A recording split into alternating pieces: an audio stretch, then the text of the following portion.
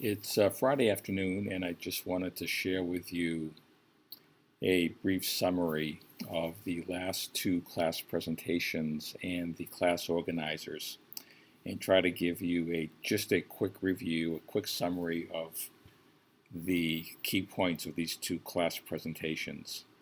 One has to do with a broader picture of the overall global evolution of power that we have seen throughout history. We have seen it from the cavemen of prehistoric time through the Roman Empire to the British and American Empire through World War II, China, the United States, and Russia during the 21st century. So what was contained in the first class presentation was the concept that you've got to look at the big picture over a long-term history, and that global power and borders and resources, nations that dominate the world, are always evolving. Maybe not in short periods of time like 100 years or 200 years, but over 400 or 500 year periods. The global power structure of the world is always in flux, always changing. It's like a big game of chess, a big game of Risk, if you've played that game. And what I tried to share with you is, in the pursuit of global power, there are basically four considerations that fall under the umbrella of national strategic interest.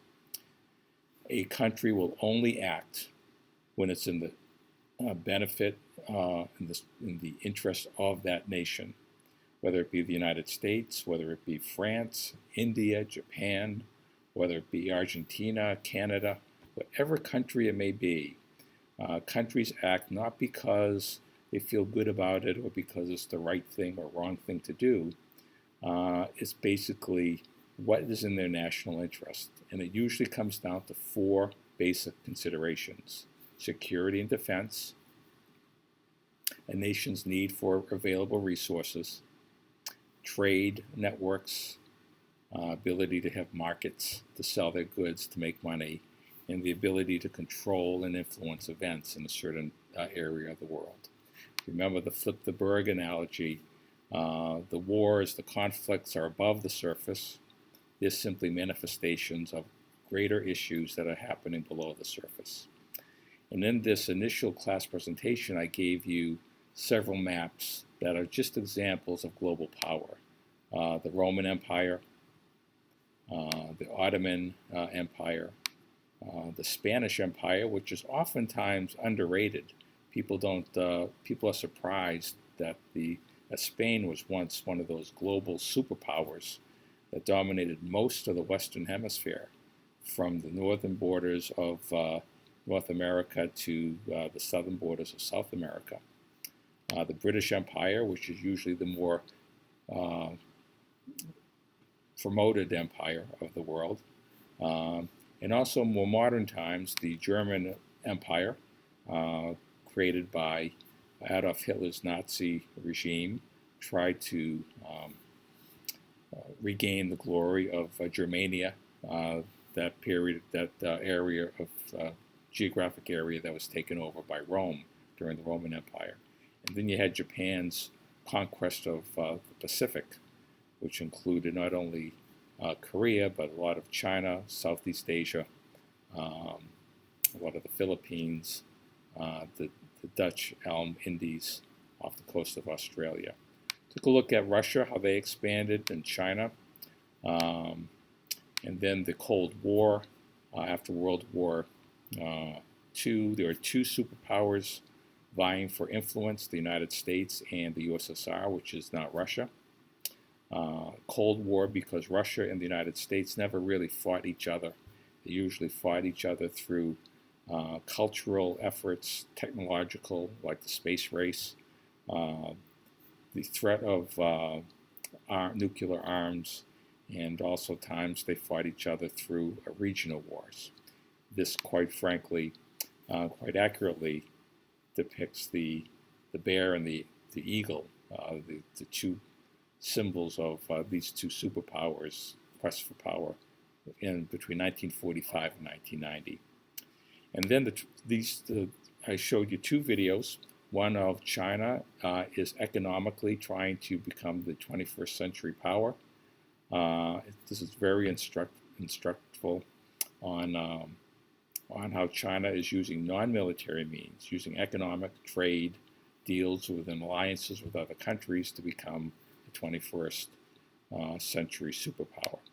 And then we go into China's secret internment camps and how they relate to the treatment of other people, minority people, in other countries who sought to be empires.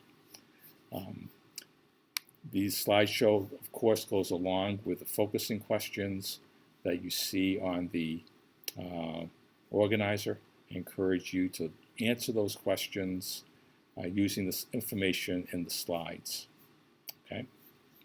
The second part of this unit was how the United States emerged as a power.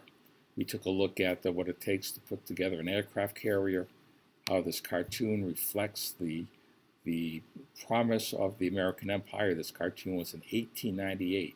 This is before the United States really took off in terms of its superpower status. Took a look at this video outlines the 800 military installations and bases that the United States has across the world. How did we first secure the North American continent from border to border? The food, the resources, the coal, the oil. The process also had a downside in that somebody else was in our in the land that we were trying to take, and those people were the Native American nations who had long before European colonists settled this land, and it was their nation, and we took it upon ourselves. When I say we, are the American ancestors, the colonialists who settled the East Coast and moved to the West Coast, took Native Americans off their land and treated them very poorly. This was often used as a way to settle different lands. We used the concept of manifest destiny, which we believe God gave the country the right to take this land. And this video right here clearly opens up the question whether or not our policies were justified. It's a good issue of debate for discussion. Could we have done it differently? Should have we done it differently? Or did we achieve the objectives that the government of the United States wanted to achieve, being an empire as it pursued its empire global goals?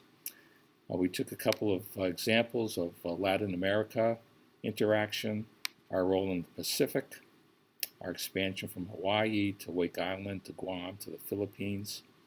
We looked at the Great White Fleet, the purpose of the Great White Fleet, which was the product of two merging events happening in the United States and the world. One was the Industrial Revolution, and the other was the need to vastly expand our power. And we used the 16 ships of the Great White Fleet, the industrialization that created those ships, to highlight the enormous new power of the United States. And we looked at the concept of pretext, giving the people in one country one reason for doing something, but it may not be the accurate reason. Thought of the Spanish-American War. We looked at the Panama Canal and why it was important for us to seize territory through the rebels of Panama, who gave us a 99-year lease for the land necessary to build the Panama Canal. This video summarized both our conquest of the Spanish Empire and of the Panama Canal issue. And then we talked about the strategic desire to take over Hawaii, why that was so important to our country. We have a few slides on that for the video. Good night. Just say good night to somebody leaving. And we have some political cartoons that are instructive towards sharing some insight into the beliefs and the culture system of the United States during the early 1900s. So I hope this was all, this was a summary. I hope this helped a little bit. Try to keep it short, try to keep it under 15 minutes or so. Of course, this class presentation also has a class organizer that I really do encourage you to take a look at and to thoughtfully answer the focusing questions. So here's the summary of these two lessons.